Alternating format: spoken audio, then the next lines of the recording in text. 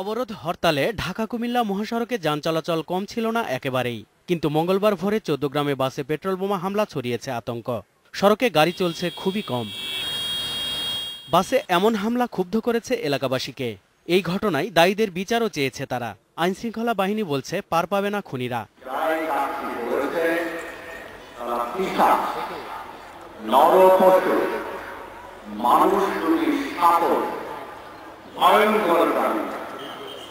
আমাদের সভ্য সমাজে, গণতান্ত্রিক সমাজে, শান্তিপ্রিয় সমাজে এদের থাকার কোনো অধিকার নেই। পেট্রোল বোমা হামলার ঘটনায় ২টি মামলা করেছে পুলিশ।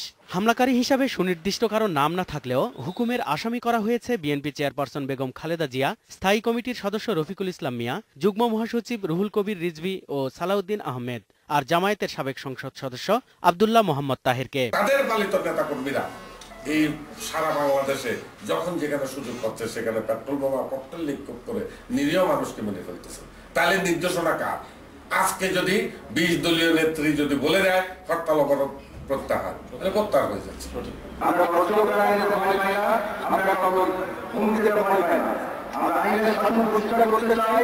যে সমস্ত মানুষজনকে হত্যা করা হবে, একটি লাশ করলে যারা এই ঘটনা ঘটাচ্ছে প্রতি লাশের পরিবর্তে ২টা করে লাশ ফেলে দেওয়ার ক্ষমতা হবে। হামলার পর মহাসড়কের নিরাপত্তা নিশ্চিত করতে কুমিল্লার ৮৫টি এলাকায় অতিরিক্ত পুলিশ ও আনসার মোতায়েন করা হয়েছে। ২৪ ঘণ্টাতেই সড়ক পাহারা দেবে তারা। নজরুল ইসলাম তমাল, ইন্ডিপেন্ডেন্ট নিউজ।